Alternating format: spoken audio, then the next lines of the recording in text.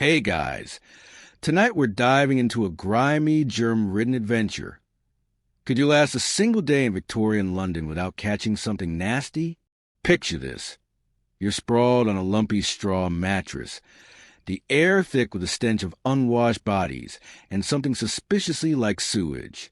It's 1850, and London's a chaotic maze of soot-stained buildings, horse dung, and people packed tighter than sardines in a tin. One wrong step, one bad sip of water, and your toes cholera, typhus, or worse could have you keeling over by sundown. Spoiler, you probably won't survive this.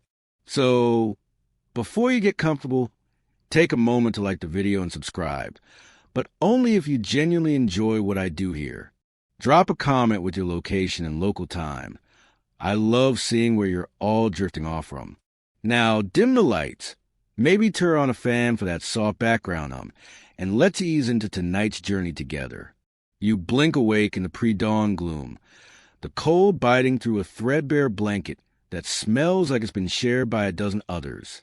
Your bed is a corner of a damp room in a Whitechapel lodging house, where the walls are streaked with mold, and the floor creaks under the weight of too many sleeping bodies. The air so thick you can taste it, coal smoke, sweat, and a whiff of something rotting nearby. You sit up, careful not to bump the snoring stranger inches away. Welcome to Victorian London, where hygiene's a luxury, and disease is your clingy new best friend. Your goal? Survive 24 hours without picking up a bug that'll send you to an early grave. First task, get out of this pestilent flophouse. You pull on boots caked with yesterday's mud. Or is that something worse? The door groans as you step into a narrow alley, where the cobblestones glisten with a mix of rainwater and human waste. Chamber pots, empty from windows above, leave slick puddles you dodge with a grimace. Fun fact, in the 1850s, London's population exploded over 2.5 million, but sanitation didn't get the memo. Most streets are open sewers, and night soil collectors can't keep up. You're basically wading through a petri dish. As you shuffle toward a busier street, a rag-clad kid darts past, splashing your legs with muck. You mutter a curse, then catch yourself. Swearing won't help, but a bath might. Except, good luck finding one. Public baths exist, but they're rare, costly, and often dirtier than the streets. A quirky tidbit.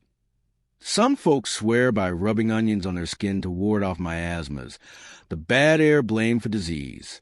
Spoiler. Onions don't help, but they'll make you smell like a walking stew. You pass a costermonger hawking apples, his cart swarmed by flies. Your stomach growls, but you hesitate. Those apples might have been polished in a cesspit for shine. Historians still argue whether contaminated food or water was the bigger killer in Victorian slums. Cholera, linked to foul water, killed tens of thousands in the 1840s, but nobody's cracked germ theory yet. You decide to keep moving, hoping for safer breakfast options, though safe is a relative term here. The street grows crowded as dawn breaks. A horse-drawn omnibus clatters by, spraying more filth. You cough, your throat already scratchy from the coal smoke curling through the air. London's fog isn't just weather.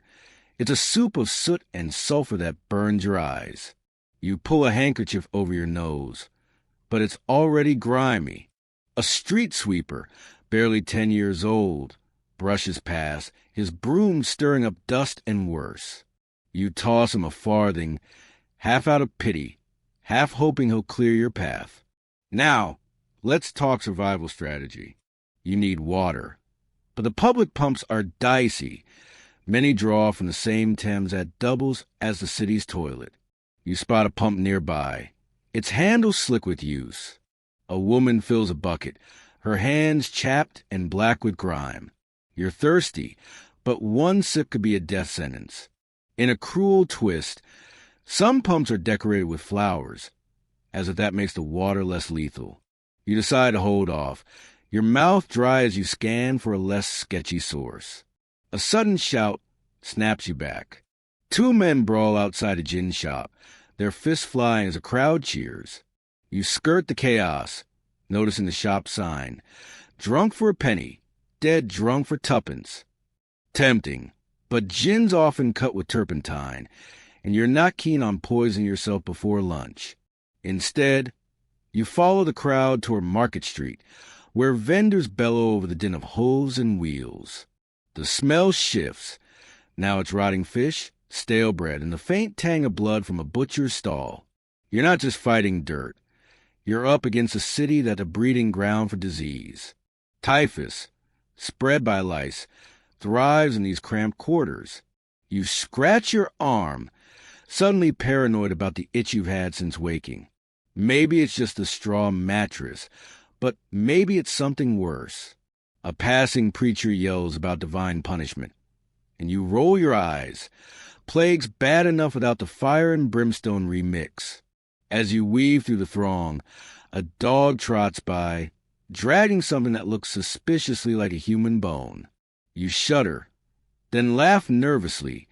London's got a dark sense of humor.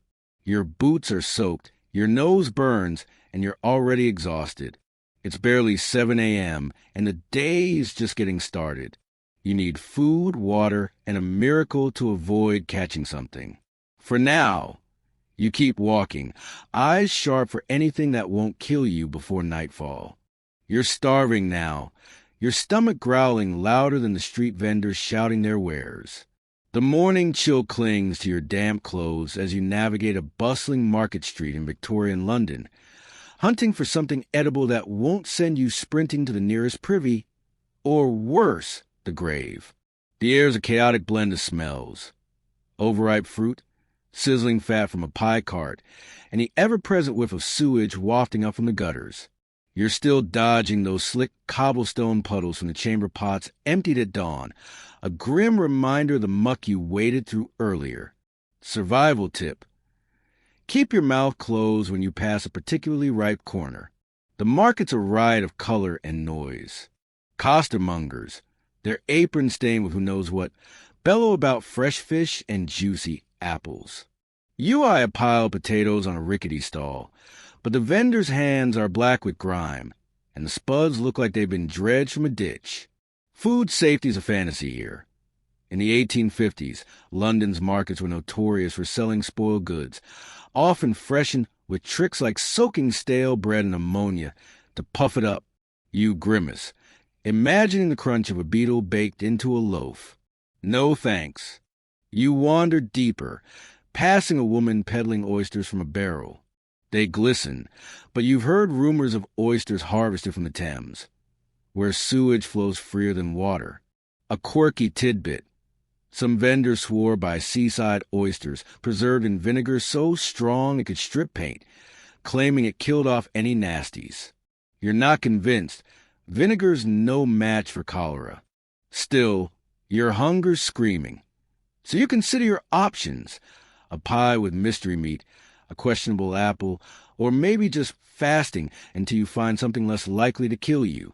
A boy no older than 12 hawks penny buns, his voice cracking as he waves a basket under your nose.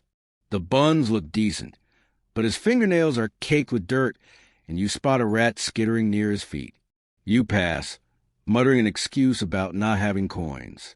Truth is, you've got a few pence, but you're saving them for something that won't double as a biohazard. Historians still argue whether contaminated food or water was the bigger killer in Victorian London. Cholera outbreaks in the 1840s and 50s killed thousands, and nobody's pinned down exactly how many got sick from a bad pie versus a tainted pump. You spot a coffee stall. Its tin pot steaming over a coal fire. Coffee sounds safe. Boiling might have killed the germs, right? You approach, but the vendor's stirring the brew with a spoon that's been in his mouth. You back away, trying not to gag. Instead, you eye a milkmaid with a yoke across her shoulders, bucket swinging. Milk's tempting, but you've heard whispers of it being watered down with chalk, or worse, from cows fed on rotting garbage. A nearby drunk stumbles into you, slurring about milk straight from the udder.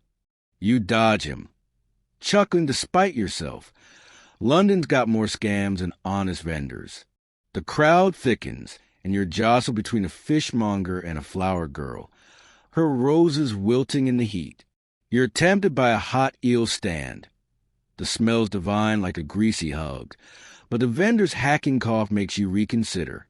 Diseases everywhere, typhus from lice, dysentery from bad food, and tuberculosis from, well, breathing near anyone.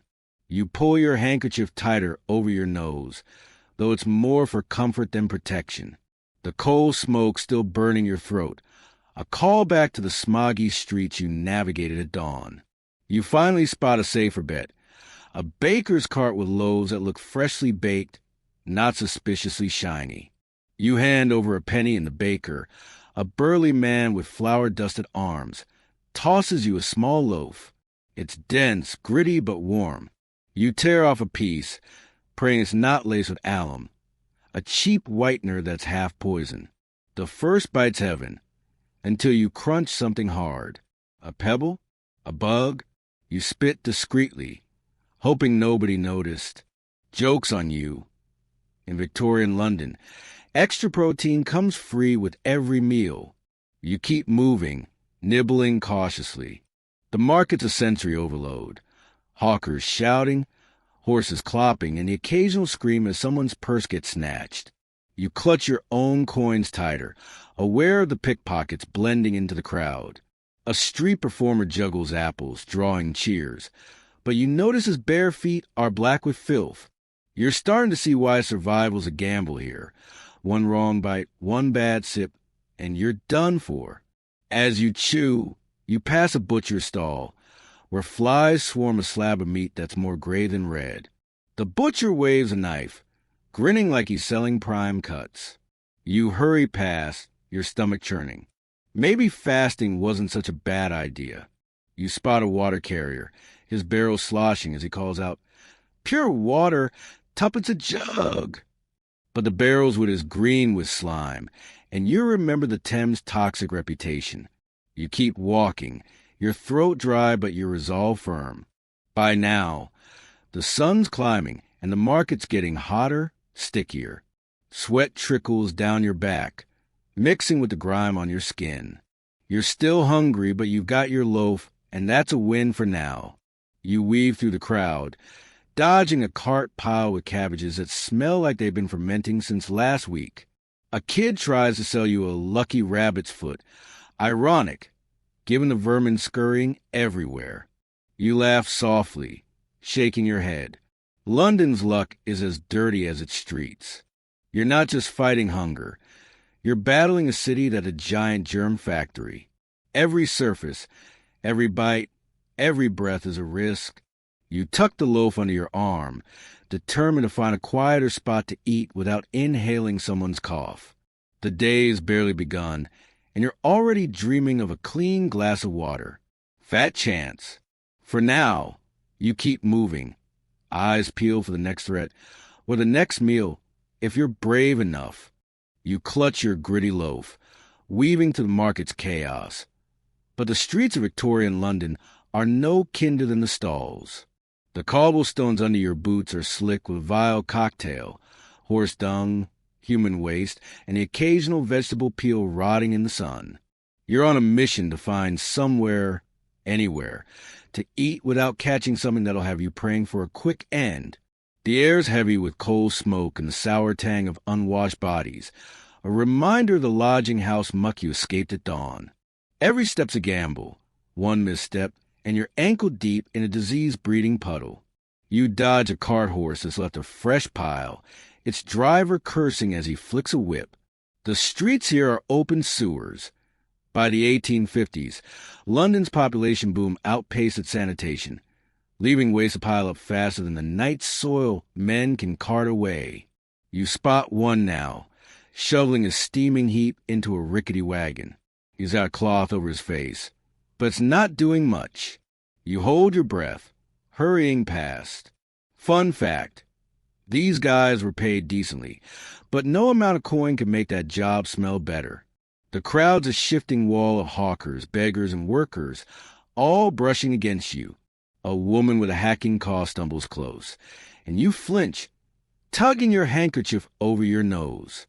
It's already filthy, but it's all you've got. Typhus, spread by lice, loves these packed streets, and you're not keen on becoming its next host. A quirky tidbit. Some Londoners carried posies, little bundles of herbs, to purify the air. Spoiler, flowers don't stop germs, but they're a nice touch while you're coughing up a lung. You aim for a quieter alley, hoping to lean against a wall and eat your loaf in peace. Bad move. The alley is a dead end, its walls glistening with damp and something that looks like it oozed from a nightmare. A rat the size of a cat scurries past, dragging a scrap of something unidentifiable. You backtrack, chuckling nervously. London's rodents are basically running their own city. Historians still argue whether rats or fleas were the bigger disease vectors here. Either way, you're not sticking around to find out. Back on the main street, you dodge a stream of slop toss from a second-story window. "Mine below," the culprit shouts, a beat too late. You glare up, but they're already gone. The street's a minefield. Every few steps, there's another pile, another splash. You're starting to understand why people wear such heavy boots. Less for fashion, more for survival. Your own are soaked, and you're praying whatever's seeping through isn't carrying dysentery. You spot a low wall near a churchyard. Its stone's worn but dry. It's as good a spot as any. You perch, tearing into your loaf, but a beggar limps over, his hand outstretched. His clothes are rags, and his cough sounds like it's rattling his ribs loose. You toss him a crust, feeling guilty but not brave enough to get closer. Tuberculosis thrives in this city, and you're not about to roll the dice on charity. As you chew, a street sweeper brushes by, his broom kicking up dust and worse. He's young, maybe 10, with a face smudge black. You toss him a farthing, and he grins, revealing a gap where teeth should be. Poor kid's probably got scurvy on top of everything else. You sigh, biting into your loaf, then wince as something crunches. Another pebble, or maybe a tooth. You spit it out, muttering about Victorian quality control. Joke's on you. Fresh bread here often comes with bonus gravel. The church bells toll, marking mid-morning, but the sun's barely cutting through the smog. Your throat's parched, but you're still avoiding the public pumps. You remember the Thames stench from earlier. Those pumps pull from the same river people use as a toilet. A water carrier trundles past, his barrel sloshing, but the wood's coated in green slime. You pass, your mouth drier than the loaf you're choking down. A sudden commotion pulls your focus. A street preacher's yelling about sin, waving a tattered Bible. "Repent, or the plague will take ye," he bellows. You roll your eyes, plague's old news, but Cholera's the real bogeyman now. Still, his crowd's growing, and you're not in the mood for a sermon. You slip away, dodging a pack of kids chasing a stray dog. One trips, landing face first in a puddle. You wince, hoping he doesn't drink it. You're learning fast. Every surface is a threat. The walls you pass are streaked with grime. The air's a haze of soot, and even the ground's out to get you. You scratch your arm, paranoid about that itch from the lodging house straw. Lice? Fleas? Or just your imagination? You shake it off, but the thought lingers. A passing omnibus sprays you with mud, and you laugh bitterly. London's got a knack for keeping you humble. By now, your loaf's half gone, and you're rationing it. Hunger's still gnawing, but you're more worried about what's in the air, the water, the dirt. You stand, brushing crumbs off your coat, and scan the street. You need to keep moving. Maybe find a safer spot to rest, though safe feels like a fairy tale. The day's young, and you're already filthy, tired, and one bad step from disaster. For now, you trudge on, eyes sharp for the next pile to dodge. You're still clutching the remnants of your gritty loaf, your boots squelching from the muck of London streets, as you head toward the Thames. The river's a lifeline for the city, but it's also a festering sewer, and it stench at you like a punch before you even see the water. The air's thicker here, a choking mix of coal smoke, rotting fish, and something so foul it makes your eyes water. You're trying to survive a single day in Victorian London without catching a disease, but the Thames is about to make that feel like a cruel joke. Every breath feels like you're sipping from a cesspool. The riverbank's crowded with dock workers, fishmongers, and kids scavenging for anything worth a penny. You step carefully, avoiding slick patches where the tides left a greasy film. The Thames in the 1850s was a dumping ground. Sewage, factory waste, and even dead animals flowed freely. By 1858, the Great Stink would force Parliament to act, but right now, it's just another day of gagging. You pull your handkerchief over your nose, though it is grimy as the streets you dodged earlier. Breathing through your mouth doesn't help. You can taste the river's reek. You pause near a rickety pier, where a ferryman's shouting for passengers. The water's a murky brown, bobbing with unidentifiable clumps. A quirky tidbit. Some Londoners believe the Thames mud had healing powers, smearing it on wounds. Spoiler, that's a one-way ticket to infection. You shudder, spotting a dead rat floating past. It's matted with slime. Cholera is the real terror here. Linked to contaminated water, it killed thousands in the 1840s. Historians still argue whether bad water or miasmas, foul air, were blamed more for the outbreaks, since germ theory hasn't dawned yet. A fishmonger's stall nearby reeks of day-old catch, flies swarming the glistening piles. You're tempted to move on, but a kid darts past, splashing your legs with river water. You curse under your breath, wiping your trousers with your sleeve. Great. Now you're wearing the Thames. You're paranoid about every itch, every damp spot. Typhus from lice, dysentery from bad food, and now cholera from a single splash. You laugh darkly. London's got a sick sense of humor. You keep moving, following the river's curve. A group of women wash clothes on the bank, their hands red from the cold, filthy water. You wince, imagining the germs are scrubbing into the fabric. One glances up, offering a toothless grin. "Fancy a dip, love?" she cackles. You shake your head, forcing a smile. Joke's on her. Nobody's swimming in that soup unless they've got a death wish. Still, you're thirsty, and the public pumps you've avoided all morning draw from this very river. Your mouth's dry as dust, but you're not desperate enough. Yet, the smog's thicker here, curling off the water like a toxic fog. Your throat burns, a callback to the cold smoke you inhaled at dawn. A steamboat chugs past, belching black fumes that mix with the river's stench. You cough your chest tight.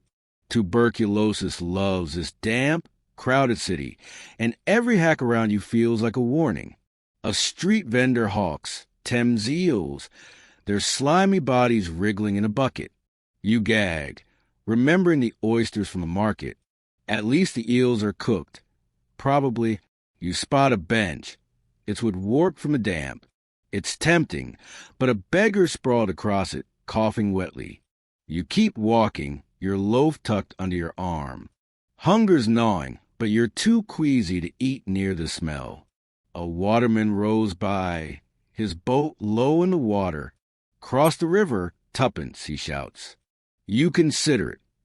Maybe the other side's cleaner, but his oars are coated in green slime, and you'd rather not touch anything he's touched. A sudden shout pulls your focus. 2 dock workers brawl near a warehouse, fists flying as a crowd cheers. You skirt the chaos, noticing a pile of rotting vegetables nearby, buzzing with flies. The ground's a slick mess of fish guts and mud, and you nearly slip. Steadying yourself, you mutter about needing a bath, then laugh. Baths are a pipe dream, and the river's about as cleansing as a dung heap. You're filthy, your boots are ruined, and every step feels like a roll of the dice. As you trudge on, a preacher on a crate rants about God's wrath in the river's filth. You roll your eyes. Collar is not divine, just dirty. Still, his words linger as you pass a pump, its handle gleaming from use. A woman fills a jug, her kid splashing in the runoff.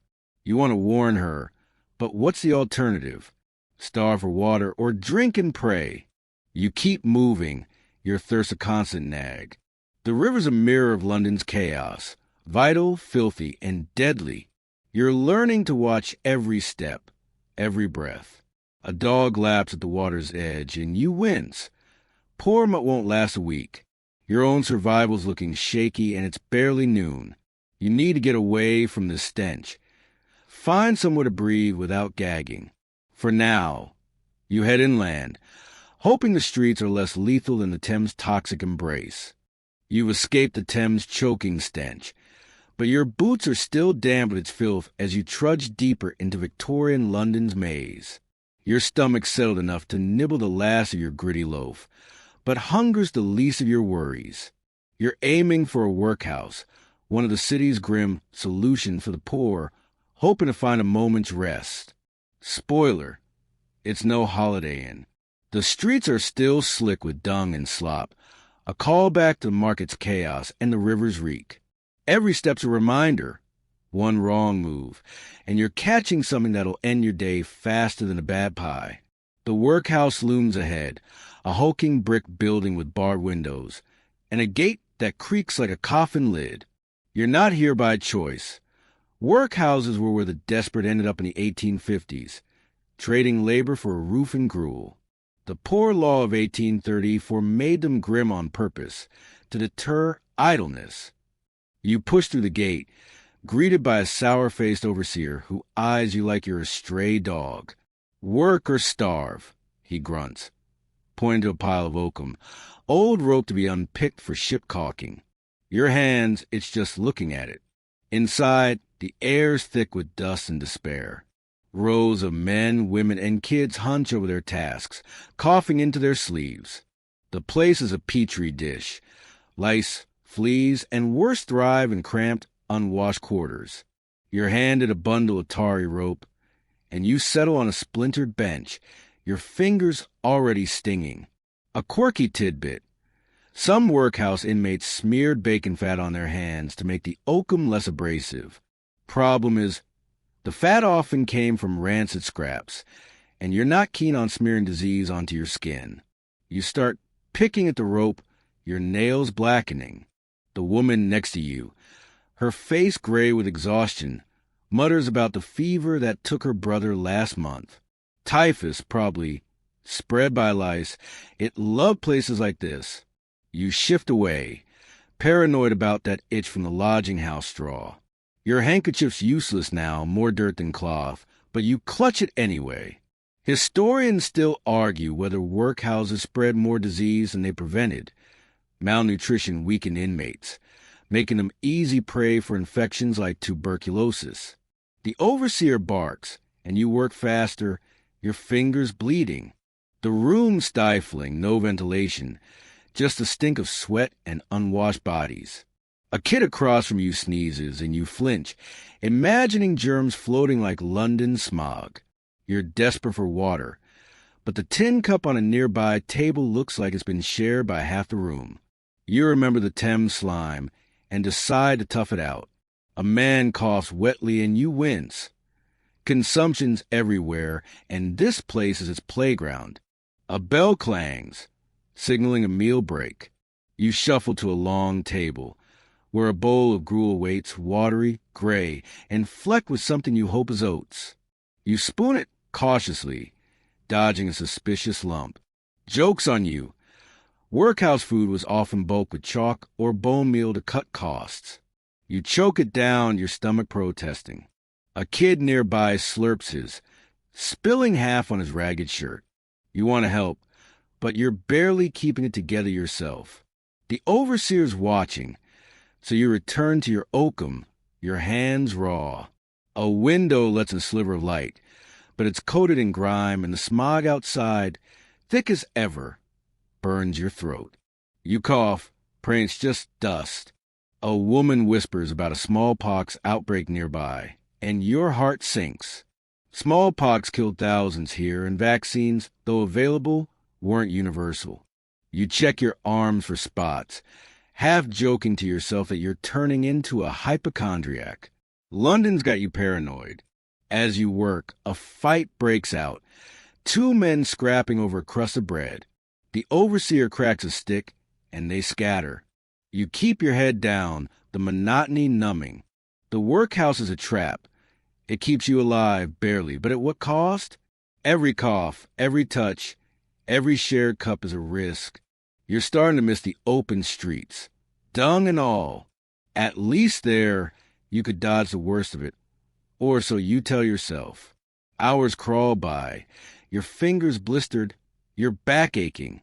The bell rings again, and you're herded to a dormitory for a brief rest. The straw mattresses are thin, crawling with bugs, a grim echo of the lodging house you woke in. You lie down, careful not to touch anything. A kid sniffles nearby, and you pull your coat over your face, laughing softly. Sleeping's risky, but so's staying awake. You need to get out of here. Find cleaner air, cleaner anything. For now, you close your eyes, praying you don't wake up itching or worse. You stumble out of the workhouse, your hands raw from oakum picking, and your throat parched from the dusty, germ-laden air. The streets of Victorian London greet you with their usual mix of coal smoke and sewage, a sour reminder of the Thames stench and the market's chaos. You're desperate to get clean, your skin's crawling from the workhouse's filth, and that persistent itch from the lodging house straw has you paranoid about lice. A bath sounds like a dream, but in 1850s London, cleanliness is a luxury, and public bathhouses are your only shot. Spoiler, they're about as inviting as a dip in a river. You follow a faded sign pointing to a public bathhouse, tucked down a narrow alley where the cobblestones are slick with God knows what. The building's a squat brick affair, its windows steamed up and streaked with grime. You pay a penny at the door, and the attendant, a wiry man with a cough that rattles his chest, hands you a towel that looks like it's been used since Queen Victoria's coronation. You clutch it gingerly, already regretting this. Public baths were introduced in the 1840s to curb disease, but they're often so crowded and poorly maintained they're practically breeding grounds for infections. Inside, the air's damp and heavy, smelling of mildew and unwashed bodies. You're herded toward a row of tin tubs, each filled with lukewarm water that a murky gray. A quirky tidbit. Some bathhouses reuse water for multiple customers to save costs, so you're basically soaking in someone else's filth. You hesitate, eyeing the tub. The guy next to you's already splashing away, his arms covered in sores you don't want to name. You mutter a curse under your breath. London's got a knack for making every solution a health hazard. You dip a toe in, wincing at the temperature and the floating specks of who knows what. Still, you're desperate. So you climb in, keeping your movements small to avoid stirring up the sludge at the bottom. The water's slimy, and you're pretty sure it's doing more harm than good. Historians still argue whether public baths reduce disease or just spread it differently. Cholera love water, and typhus hitch a ride on unwashed towels like the one you're holding.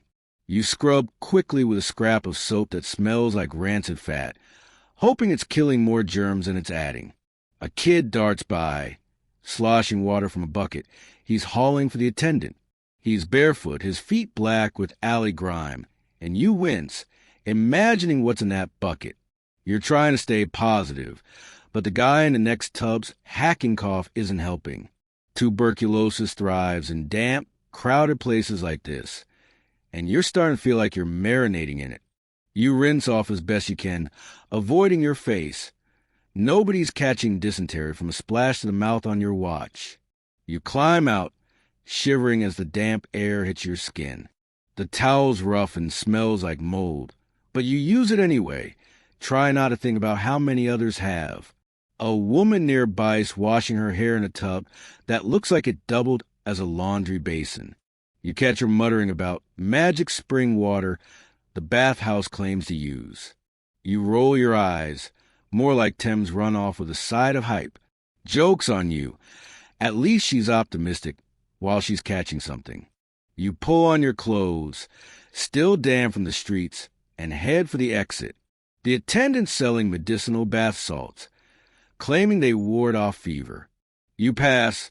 Those salt are probably just chalk, dust-dyed blue. Outside, the smog's as thick as ever, a call back to the coal smoke that burned your throat at dawn. Your skin feels marginally cleaner, but your boots are still caked with workhouse dust and alley muck. You scratch your arm, that itch flaring again. Lice? Or just paranoia? Either way, you're not sticking around to find out. The alley's bustling now, with a crowd of workers and kids spilling out from nearby tenements. A street vendor hawks pies, but the smell of his cart, a mix of grease and something sour, makes you gag. You're still hungry, but the memory of your gritty loaf keeps you cautious. A water pump glints nearby, but you remember the Thames slime and keep walking. Your throat's dry as a bone, and you're starting to wonder if thirst will get you before the germs do. A sudden shout pulls your focus. A pickpocket's nabbed a man's purse, and the crowd's yelling as he bolts. You clutch your few coins tighter, weaving through the chaos. A dog sniffs at a pile of refuse, and you laugh softly. London strays are braver than you are. You're learning fast. Cleanliness is a myth here, and every surface, every splash is a risk. For now, you head toward a busier street, hoping to find air that doesn't taste like disease. One bath down and you're still not clean, but at least you're still standing. You're still damp from the dubious bathhouse, your skin prickling with the memory of that slimy tub as you weave through Victorian London's crowded streets. The smog's as thick as ever, a gritty echo of the coal smoke and Thames stench you've been dodging all day. You're desperate to stay healthy, but the itch on your arm, likely from that flea-ridden lodging house draw, has you worried.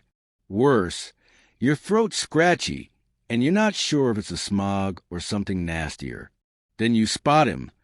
A street doctor, his cart decked with bottles of murky liquid and a sign promising cures for all ails. You're tempted, but in 1850s London, medicine's more gamble than guarantee. The doctor's a wiry man with a waxed mustache, shouting about his miracle elixir that'll fend off cholera, typhus, even bad luck. His table's a mess of vials, powders, and a jar of what looks like pickled slugs. You pause, curious to spite yourself. Quackery was rampant in this era. Unregulated doctors sold anything from sugar water to arsenic-laced tonics. You eye a bottle labeled Dr. Boodle's Fever Bane. The fine print claims it's made from secret herbs and moonlight. You snort. Moonlight's about as useful as the onions folks rubbed on their skin to ward off disease. You step closer, and the doctor zeroes in, his grin wide enough to show a gold tooth. Got the ague, mate. This'll fix ya, he says, waving a vial of green sludge. You hesitate, remembering a quirky tidbit. Some quacks peddle crocodile dung ointment as a cure-all, claiming it was an ancient Egyptian secret. Spoiler. It was just dung, and it spread more infections than it cured. You're not desperate enough to slather yourself in that, or drink whatever's in that vial. Still, your cough's getting worse, and the crowd's buzzing with testimonials from folks who swear by his brews. You ask about the elixir's ingredients, and he winks, muttering about nature's finest. You press, and he admits it's got a splash of gin and a touch of laudanum. Laudanum, opium tincture, was a Victorian cure-all, dulling pain but also reason. Historians still argue whether quacks did more harm than good, since real doctors weren't much better, often bleeding patients or prescribing mercury. You decide to pass, but the doctor's not done. He offers a free sample of a powder that'll purify your blood. You take it, Moses shut him up, and tuck it in your pocket. No way you're snorting that. It's probably chalk or worse.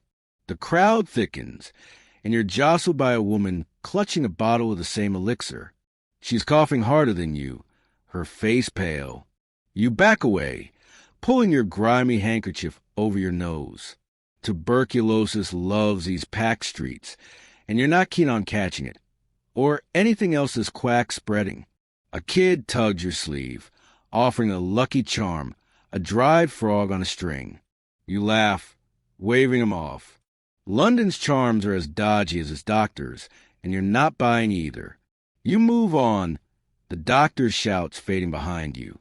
The street's a chaos of vendors and beggars, the air heavy with smoke and the faint whiff of sewage, a call back to the Thames reek. Your cough's persistent now, and you're starting to worry it's not just the smog. A water pump glints nearby, but you remember the collar warnings and keep walking. Your mouth's dry as the workhouse gruel, but you're not risking a sip yet. A sudden commotion pulls your focus. Two men arguing over a stolen bottle of Cure. The quack's grinning, egging them on to draw more customers. You shake your head. London's got a hustle for every hope.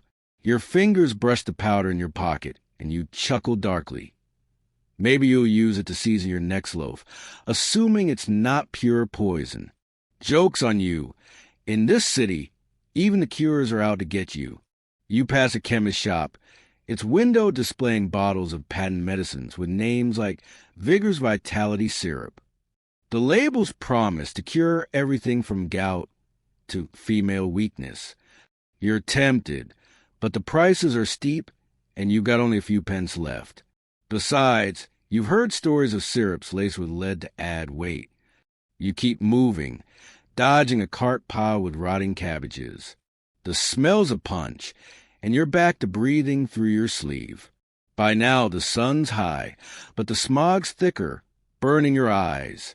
You're filthy again, the bathhouse's effects long gone. Every cough around you feels like a threat, and you're starting to miss the workhouse's grim predictability. At least there, you knew what to expect, misery but no snake oil. You need a break, somewhere to breathe without inhaling a disease. For now, you trudge on, eyes peeled for anything that won't land you in a fever ward, or a coffin. You're still coughing from the smog and that quack's dubious pitch. Your pocket heavy with his free powder you'll never use, as you push through Victorian London's crowded streets. The bathhouse's grimy water didn't clean you for long, and the itch on your arm, probably from that flea-bitten lodging house straw, has you on edge. You need a place to rest, somewhere to catch your breath without inhaling a lungful of disease. Your feet lead you to a tenement slum, a warren of crumbling buildings where the poor are packed tighter than the sardines they can't afford. Spoiler: it's less a home, more germ factory. The tenement's a looming pile of bricks, its walls stained with soot and leaking God knows what. You duck into a narrow courtyard where laundry sags on lines, dripping gray water onto the cobblestones. The air's thick with coal smoke and the stench of overflowing privies, a grim callback to the Thames reek and the workhouse's dust. In the 1850s, slums like this housed thousands, with whole families crammed into single rooms. You find a door half off its hinges and step inside, hoping for a moment's peace. Instead, you're hit with a wave of damp, moldy air that makes your cough worse. You climb a rickety staircase, dodging kids playing in the dark, their bare feet black with filth. A woman leans out a doorway, shouting at them to quiet down. Her face is gaunt, her eyes sunken. Scurvy or worse, you guess. The hallway is a maze of doors, each hiding a family or two, sometimes 10 people in a space barely big enough for a bed. A quirky tidbit: some tenants kept pigs indoors for extra income, letting them root through the same trash you're stepping over. You shudder, spotting a pile of potato peels crawling with roaches. Hygiene's a myth here. You knock on a door, and a gruff voice tells you to shove off unless you've got rent. You mutter an apology and try another, finding a room where a woman's renting out a corner for a penny. It's a damp, windowless box, the floor littered with straw and rags. You hand over the coin, and she points to a mattress that looks like it's hosted a flea convention. You hesitate, but you're exhausted. So you sit, keeping your coat on to avoid touching anything. Historians still argue whether overcrowding or bad water cause more deaths in slums. Typhus and cholera thrived here, and you're feeling every bit at risk. The room's packed. 2 kids huddled by a smoky fire, a man cough in a corner, and a baby wails. The air is so thick you can taste the mildew, and every breath feels like a gamble. You pull your handkerchief over your nose, though it's as filthy as the streets you've trudged through. A rat scurries across the floor, and you laugh nervously. London's rodents are bolder than its pickpockets. The woman offers you a cup of tea, but the water's from a bucket that's been sitting too long. You decline, remembering the Thames slime and the quack's green sludge. A sudden thud shakes the wall. Someone's fighting next door, their shouts muffled by thin plaster. You're starting to miss the workhouse's grim order, or even the bathhouse's murky tubs. At least those had structure. Here it's chaos. Share beds, share cups, share diseases. Tuberculosis loves these cramped quarters, and you're hyper-aware of every cough, every sniffle. You scratch your arm, cursing that itch. Lice are a given here, and you're praying it's not fleas carrying something worse. You stand, pacing the tiny space. A kid offers you a crust of bread, but it's spotted with mold, and you wave it off with a forced smile. Joke's on you. Fresh food here is as rare as clean water. You're hungry, but the memory of your gritty loaf and the market's rancid pies keeps you cautious. The woman's stirring a pot of something that smells like cabbage and despair. You're tempted, but the spoon she's using looks like it's been in every mouth in the room. The day's wearing on, and the tenement's gloom is sinking into your bones. You need air, but the courtyard's no better. Kids splash in a puddle that's more sewage than rain. A man stumbles past, reeking of gin, and you dodge him, clutching your last few coins. The streets outside call, but they're no safer than this slum. You're trapped in a cycle of filth and risk, every surface a threat. For now, you lean against the wall, careful not to touch too much, and plan your escape. You need somewhere less crowded, less deadly, but in London, that's a tall order. You slip out of the tenement's suffocating gloom. Your cough sharper now. The itch on your arm a nagging reminder of the fleas from that straw mattress and the slum's filth. The streets of Victorian London are no cleaner. They're cobblestone slick with the same dung and slop you've been dodging since dawn. You're desperate for a break from the germs, but the city's sanitation, or lack thereof, is your next hurdle. Sewers and cesspits are the backbone of London's waste system, but they're about as effective as a sieve in a rainstorm. You're trying to survive one day without catching something, but every step feels like a roll of the dice. You head toward a busier street, hoping to escape the tenement stench, but the air's still thick with coal smoke and the faint whiff of sewage, a grim call back to the Thames reek and the bathhouse's murky tubs. The city's sewers, where they exist, are a patchwork mess. In the 1850s, London's drainage was a mix of open ditches and primitive pipes, often emptying right into the river you've been avoiding. You pass a grating in the street. Its iron bars clogged with rotting leaves and worse. A sickly sweet smell wafts up, and you quicken your pace, pulling your filthy handkerchief over your nose. You spot a cesspit cleaner, his cart pile high with sludge, shoveling waste from a backyard pit. The stench makes your eyes water, and you're not the only one gagging. Passers-by cover their faces, cursing. Cesspits were common in poorer areas, basically holes in the ground that overflowed when it rained. A quirky tidbit. Some families use cesspit sludge as fertilizer for their tiny gardens, thinking it was a clever recycle. Spoiler, it just spread cholera faster. You sidestep a puddle that's suspiciously dark, praying it's just mud. The street's bustling, with vendors and workers brushing past. A woman empties a chamber pot from a window above, and you dodge just in time, muttering about London's lack of manners. Cholera's the big killer here, linked to contaminated water and waste. By 1854, Dr. John Snow would map a cholera outbreak to a single pump, but right now, nobody's connected the dots. Historians still argue whether ignorance or infrastructure was a bigger culprit. Either way, you're not touching that pump you pass. Its handle's slick with use. A kid runs by, splashing through a gutter where wastewater flows freely. You wince, imagining the germs he's kicking up. Your throat's parched, but you're still avoiding water, haunted by the Thames slime in the tenement's bucket. A water carrier trundles past, his barrel dripping, and you're tempted, but the green film on it stops you cold. You laugh softly, shaking your head. London's water's as trustworthy as that quack's elixir from earlier. Joke's on you. Thirst might get you before the germs do. You turn down an alley, hoping for quieter air, but it's a mistake.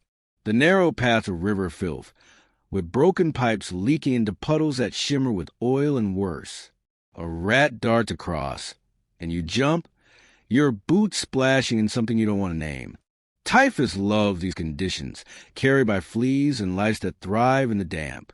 You scratch your arm, cursing that itch. It's probably nothing, but in this city, nothing could be a death sentence. A shout pulls your attention. A cleaner's arguing with a shopkeeper who's refusing to pay for a half-empty cesspit. The cleaner's shovel drips as he gestures, and you back away, not wanting any part of that spray. You're starting to miss the workhouse's grim order, or even the tenement's crowded misery. At least those had walls. Here, the filth's in your face, and there's no escaping it. You spot a tavern sign swinging ahead, promising ale.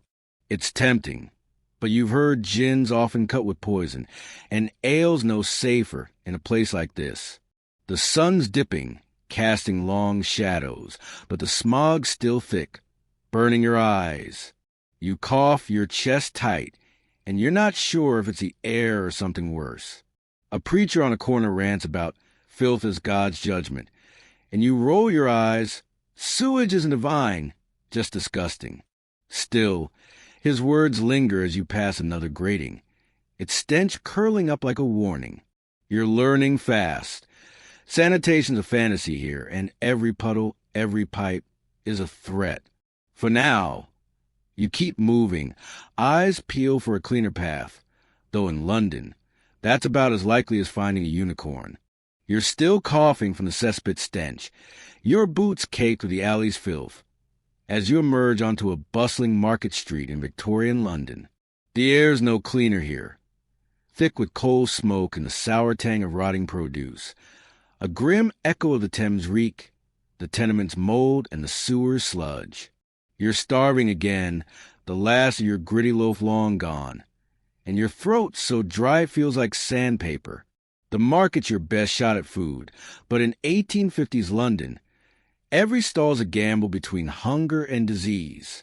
You're trying to survive one day without catching something, but the odds aren't looking good. The market's a chaotic sprawl of carts and shouting vendors, their voices clashing over the clop of hooves and the creak of wagon wheels. You weave through the crowd, dodging a kid hawking wilted cabbages and a woman waving a tray of pies that smell suspiciously off. Markets like this were the city's lifeline, feeding millions, but they were also notorious for tainted goods, meat freshened with chemicals, bread bulked with sawdust. You eye a pile of apples, their shine tempting, but you've heard of fruit polished with spit or worse. You keep moving, clutching your few remaining coins. A fishmonger's stall catches your eye, its slabs of cod swarming with flies.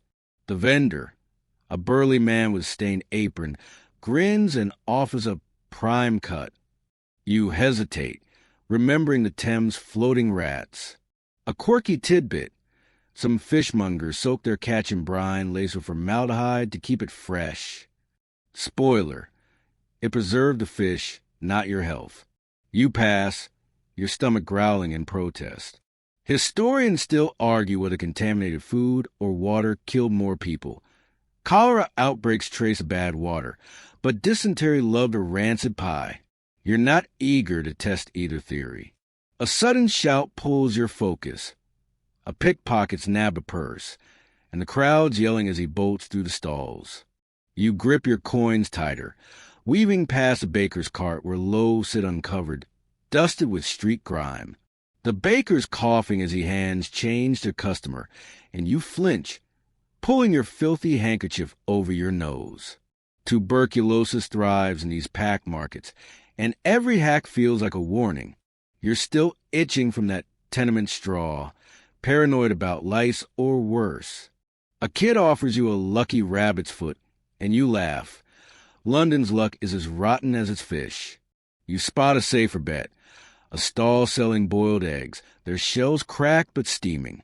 The vendor's hands look clean, so you hand over a penny for two. You peel one carefully, praying it's not hiding a bad yolk. The first bite's bliss, warm and simple, until you notice a speck of something dark. Shell? Or something else. You swallow hard, hoping for the best. Joke's on you. Clean food here is about as common as a sunny day. Still, it's fuel, and you need it to keep moving. The market's a sensory assault. Rotting fruit, sizzling fat, and the ever-present whiff of sewage from a nearby gutter. A water carrier trundles by, his barrel sloshing, but the green slime on its rim reminds you of the cesspit stench. You're parched, but you'd rather chew glass than drink that. A woman hawks milk, claiming it's straight from the cow, but you've heard of milk cut with chalk or worse. You keep walking, dodging a cart horse that's left a fresh pile on the cobblestones. A street performer juggles turnips, drawing cheers, but his bare feet are black with filth, and you're not sticking around to applaud. The crowd's a mix of workers, beggars, and shoppers, all brushing against you. A man sneezes, and you sidestep, heart racing, typhus, cholera, smallpox, you name it. This market's got it. You're starting to miss the workhouse's grim predictability, or even the quack's dubious elixirs. At least those had a sales pitch. Here it's just chaos and risk. You finish your egg, tucking the second in your pocket for later. The sun's lower now, the smog thicker, burning your eyes. Your cough's back, sharper, and you're not sure if it's the air or something you picked up in the tenement. A preacher on a crate rants about sinful gluttony, pointing at the market. You roll your eyes. Hunger's no sin, but bad eggs might be. You're learning fast. Every bite's a gamble, every touch a threat. For now, you weave through the stalls, eyes peel for a safer snack, or a way out of this germ-ridden maze. You slip away from the market's chaos. Your stomach's settled by that boiled egg, but your cough's sharper, the smog and market filth clinging to you like a second skin. The streets of Victorian London are no kinder, their cobblestones slick with dung, and the air heavy with coal smoke, a grim reminder of the Thames stench, the tenement's mold, and the cesspit sludge. You're desperate for a break, somewhere to sit and breathe without inhaling a disease. A pub sign swings ahead, promising ale and a moment's rest. Spoiler: in 1850s London, pubs are as much a health risk as a haven, and you're about to find out why. You push to the pub's creaky door, greeted by a wave of warm, stale air thick with tobacco smoke and the sour tang of spilled beer. The place is packed. Workers, sailors, and a few shifty types hunch over tables, their laughter drowned out by a fiddler scraping a tune in the corner. Pubs were social hubs of Victorian times, but they were also germ magnets, with shared glasses and unwashed hands spreading trouble faster than gossip. You find a corner table. It's sticky with God knows what, and sit, keeping your coat on to avoid the grime. The barmaid, her apron stained, slaps a mug of ale in front of you for a penny. It's cloudy with a faint metallic taste, and you wonder if it's been watered down with pump water, or worse, cut with something nastier. A quirky tidbit. Some pubs added lead shot to their ale to give it kick, poisoning regulars over time. You sip cautiously, your throat grateful, but your gut wary. Historians still argue whether alcohol's antiseptic properties offset the filth in these places. Cholera loved dirty water, but typhus thrived in crowded, unwashed spaces like this. A man at the next table coughs, a wet, rattling sound, and you pull your handkerchief over your nose, though it's more dirt than cloth by now. Tuberculosis is a constant threat, and this pub's a perfect breeding ground. You're still itching from that tenement straw, paranoid about lice or fleas.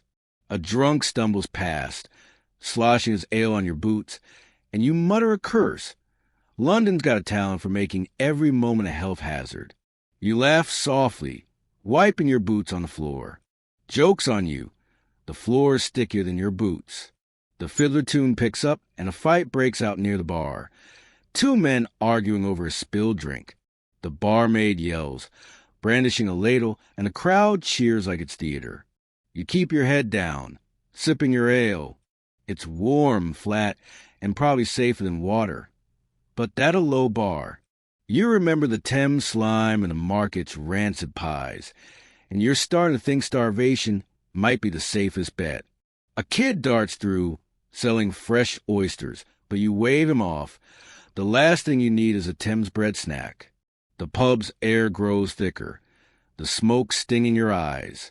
A woman at a nearby table offers you a puff of her pipe, claiming it clears the lungs. You decline, chuckling. Tobacco's no match for the smog or the germs floating around. Your cough's getting worse, and you're not sure if it's the smoke or something you picked up in the tenement or bathhouse. A man in a corner's hacking so hard you're tempted to bolt, but your legs are heavy, and the ale's dulling your edge, just not enough to make you careless. You spot a water jug on the bar, but it's covered in greasy fingerprints, and you're not touching it. A sign above boasts clean glasses, but the one in your hand has a suspicious smudge. You set it down, suddenly missing the workhouse's grim predictability, or even the quack's dodgy elixirs. At least those had a pretense of safety.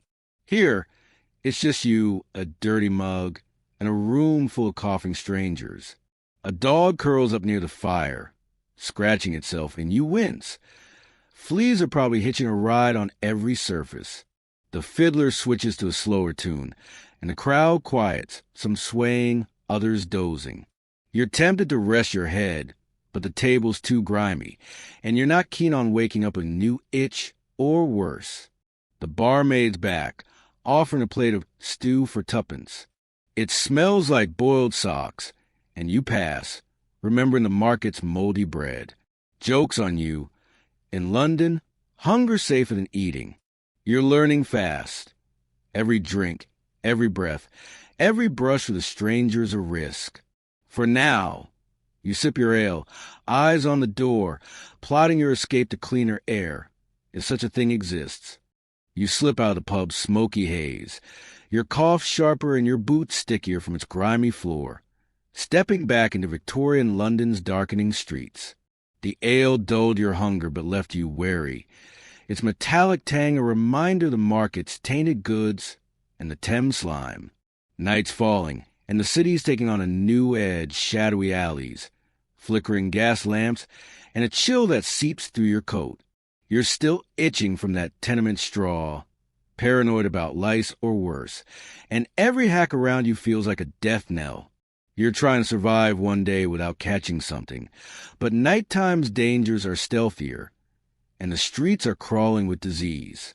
The air's thick with smog, a gritty callback to the coal smoke you've been choking on since dawn. Gas lamps cast a sickly glow, their light barely cutting through the fog. You stick to busier streets, avoiding alleys where the darkness hides more than just pickpockets. In the 1850s, London's nights were perilous. Crime was rife, but so was disease, with typhus and cholera thriving in the damp, crowded slums. You pass a huddle of beggars, their coughs echoing, and pull your filthy handkerchief tighter over your nose. It's more habit than help now. You hear a splash and dodge just as someone empties a chamber pot from a window above. The cobblestones glisten with waste, a grim echo of the cesspit stench and the market slop. A quirky tidbit. Some Londoners believe night air carried miasmas, poisonous vapors blamed for illness. They'd seal their windows tight, trapping germs inside. Spoiler, fresh air was safer, but nobody knew. You keep moving, your breath shallow, praying the smog's less deadly than the diseases lurking in every shadow. Historians still argue whether miasma theory delayed sanitation reforms or just reflected the era's ignorance. Either way, you're not breathing deeply. A sudden scream pulls your focus. A woman shouting at a drunk who stumbled into her cart of wilted greens. The crowd laughs, but you notice her hacking cough and steer clear. Tuberculosis love these packed streets, and nighttime's damp air makes it worse. Your own cough's relentless now, and you're starting to worry it's not just the smog. You scratch your arm, that itch flaring. Fleas?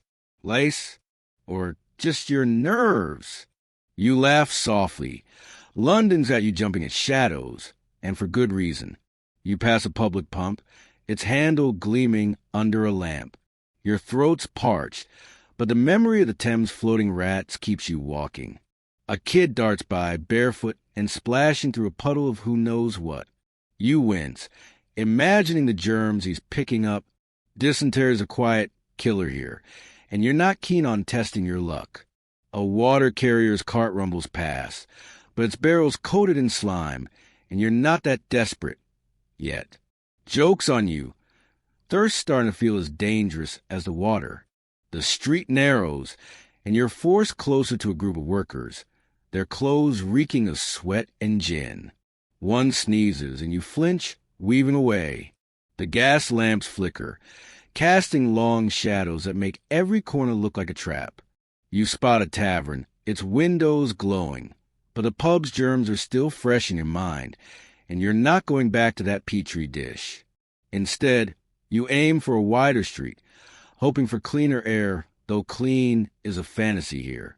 A preacher stands under a lamp, ranting about night's evils and divine wrath. You roll your eyes. Cholera is not God's work, just bad sanitation.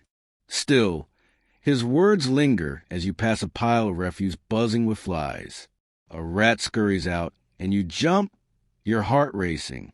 You're starting to miss the workhouse's grim predictability, or even the tenement's crowded misery. At least those had walls. Here, the night's alive with threats, germs, thieves, or worse. A dog howls, and you chuckle nervously. London strays are braver than you are. Your cough's getting worse, your chest tight. You're exhausted, your legs heavy from dodging filth all day.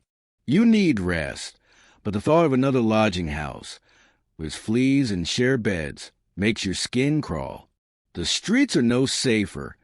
Every puddle, every breath, every brush with strangers a risk. You're learning fast.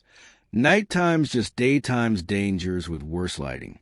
For now, you keep walking, eyes peeled for a safe corner to catch your breath. Though in this city, safe is about as real as a quack's cure. You're trudging through Victorian London's dark streets, the gas lamps casting a feeble glow through the smog that's been clawing at your lungs since dawn. Your cough's turned into a persistent rasp, and that is from the tenement straw. Or was it the lodging house? Has you checking your arms for bites? The night air's damp, heavy with coal smoke and the faint reek of sewage, a sour reminder of the Thames stench, the cesspit sludge, and the pub's sticky tables. You're desperate for relief, a doctor maybe. But in 1850s London, medical care's a gamble that could leave you worse off.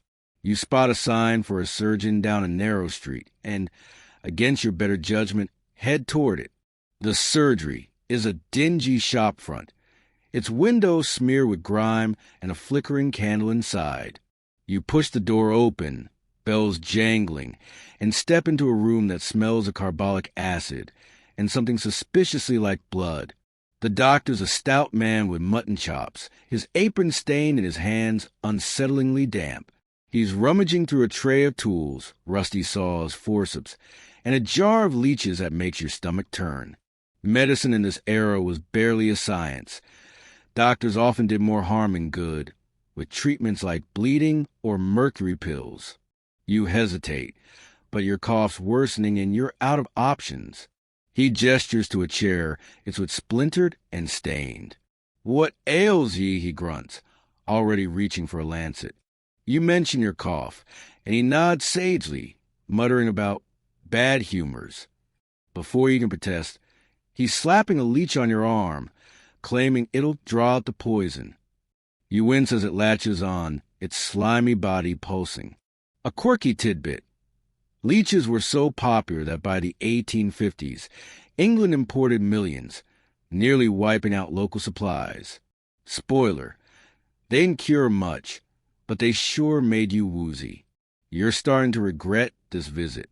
The doctor's muttering about balancing your fluids as he preps a second leech. You pull away, stammering that you'd rather try a tonic.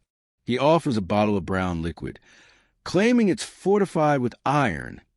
You smell laudanum, opium again, like that quack's elixir, and decline, remembering its foggy grip. Historians still argue whether Victorian doctors' ignorance or their treatments killed more patients. Bleeding weakened the sick, and tonics often had poisons like arsenic. You're not keen on being their next case study. A sudden call from the coroner startles you. Another patient, a pale woman wrapped in a shawl, is slumped on a bench, her breathing ragged. Tuberculosis, maybe, or worse. You edge away, your handkerchief over your nose, though it's useless now, caked with the day's grime. The doctor's tools clatter, and you notice a bucket of bloody rags by his feet. Your stomach lurches. Hygiene's a foreign concept here, and you're probably catching something just breathing this air. You laugh nervously, muttering about needing fresh air. Joke's on you. Fresh air in London's a myth. You pay a penny for the leech, daylight robbery, and bolt for the door. The doctor shouts about a follow-up as you stumble into the street. The leeches bite stinging. The smog's thicker now, the gas lamps barely cutting through. Your cough's no better and you're lightheaded, whether from the leech or sheer exhaustion. A kid darts past, splashing your boots with gutter water, and you curse. London's filth follows you everywhere, from the market's rancid pies to the pub's grimy mugs. You pass a pump, its handle slick with use, but the Thames memory keeps you moving. Your throat's dry as a workhouse gruel, but you're not desperate enough for that water. Not yet. A drunk staggers by, singing off-key, and you dodge him, his breath reeking of gin. Typhus loved these streets, carried by fleas and lice, and you're still scratching that itch. You're starting to miss the tenement's crowded misery, or even the bathhouse's slimy tubs. At least those didn't involve leeches. A preacher's voice cuts through the fog, railing about sickness as sin. You roll your eyes. Germs, not God, are your enemy, but nobody here knows that. The leech bite's swelling, and you're praying it's not infected. You're learning fast. Doctors are as risky as the diseases they claim to cure. Every touch, every breath, every remedy is a threat. For now, you keep walking. The night closing in, hoping to find somewhere to rest without a quack's knife, or another leech, waiting. You're stumbling through Victorian London's fog-choked streets, the sting of that leech bite throbbing on your arm, and your cough now a jagged scrape in your chest. The gas lamps flicker, barely piercing the smog that's been your constant companion since dawn. It's gritty by the reminder the Thames reek, the tenement's mold, and the doctor's bloody rags. Nights deepen, and the airs turn colder, heavier, as London's infamous pea souper smog settles in, a toxic blanket of coal smoke and sulfur that burns your eyes and throat. You're trying to survive one day without catching something, but this smog's a beast all its own, and it's not playing fair. You pull your coat tighter, weaving through a thinning crowd of workers and stragglers. The smog's so thick you can barely see 10 feet ahead. The world reduced to shadows and muffled sounds. Hooves clopping, a distant shout, the wet hack of someone coughing nearby. In the 1850s, London's air was a killer. Coal fires from homes and factories pumped out soot that mixed with fog. creating smogs that could choke thousands. The Great Smog of 1952 was a century away, but these early versions were bad enough, linked to bronchitis and worse. You cover your mouth with your handkerchief, though it's more filth than filter now. You pass a street vendor selling chestnuts. His braziers glow a rare warmth in the gloom. The smell's tempting, but his hands are black with soot, and you're not risking another bite after the market's dodgy eggs. A quirky tidbit. Some Londoners swore by smog masks made of muslin, thinking they blocked the bad air. Spoiler. They were about as useful as a paper umbrella in a storm. You keep moving, your breath shallow, each inhale like swallowing sandpaper. Historians still argue whether smog direct deaths, lung infections, asthma, or its role in spreading germs was the bigger threat. Either way, you're feeling both right now. A sudden gust swirls a fog, and you nearly collide with a lamplighter, his pole smudging the air with more soot. He mutters an apology, his face half hidden by a scarf. You nod, coughing harder, your chest tight. Tuberculosis loves this damp, smoky air, and every hack around you feels like a warning shot. That itch in the tenement straw, or was it the lodging house? Flares again, and you're paranoid about lice or fleas. You laugh bitterly, rubbing your arm. London's at you seeing germs in every shadow, and this smog's not helping. You spot a bench under a lamp, but it's slick with damp, and a beggar's already claimed it, coughing wetly. You keep walking, dodging a puddle that's more cold dust than water. The streets are quieter now, but no safer. Smog hides pickpockets and worse, and the damp seeping into your boots, a callback to the alley sludge and the pub's sticky floor. You're exhausted, your legs heavy from a day of dodging filth and quacks. A water pump glints nearby, but the Thames memory stops you cold. Your throat's a desert, but you'd rather choke than drink that. A shout breaks the haze. A cabbie's cursing as his horse slips on the slick cobblestones. You skirt the chaos, noticing a pile of refuse buzzing with flies. Even in this cold, a rat darts out, and you flinch, your heart racing. Joke's on you. London's rats are thriving while you're barely hanging on. Your cough's relentless now, each one tearing at your chest. You're starting to worry it's not just the smog, maybe something from the pub, the tenement, or that doctor's leech. A preacher's voice drifts through the fog, ranting about judgment in the air. You roll your eyes. Germs, not God, are your problem, but nobody here gets that. You're tempted to duck into another pub, but the memory of shared mugs and coughing crowds keeps you moving. The smog's a physical weight, pressing on your lungs, and you're lightheaded, whether from hunger, thirst, or the air itself. You're starting to miss the workhouse's grim order, or even the bathhouse's slimy tubs. Anything but this choking haze. Every breath a risk, every step a battle. You need rest, but the thought of another lodging house, with its fleas and filth, makes your skin crawl. For now, you trudge on, eyes stinging, searching for a corner where the air's less poison, if such a place exists. You're staggering through Victorian London's smog-choked streets, the gas lamps barely piercing the toxic fog that's been strangling you since dawn. Your cough's a raw, tearing thing now, each hack pulling at your chest, and that itch from the tenement straw, or maybe the lodging house, has you half convinced you're crawling with lice. The air's a gritty stew of coal, smoke, and sulfur, a final assault after the Thames stench, the cesspit sludge, and the doctor's leech bite still throbbing on your arm. It's deep into the night, and you're clinging to one goal. Survive this day without catching something that'll land you in a fever ward or worse.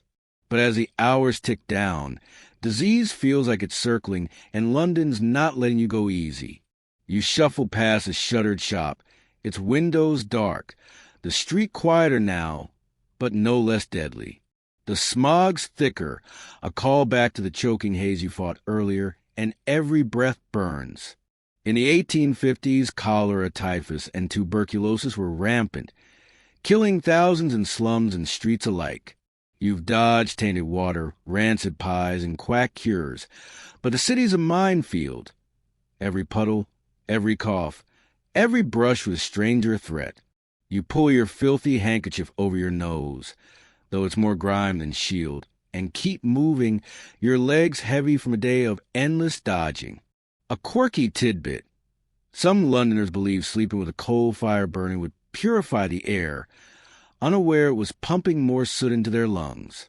Spoiler. It didn't help, and neither does the damp night air you're breathing now. You pass a huddle of kids curled up in a doorway, their coughs soft but ominous. Historians still argue whether overcrowding or bad sanitation fueled the worst epidemics. Cholera loved water, typhus loved lice, and both love London. You're not sure which scares you more, but you're too tired to care. A sudden clatter makes you jump. A cart horse slips on the slick cobblestones, its driver cursing.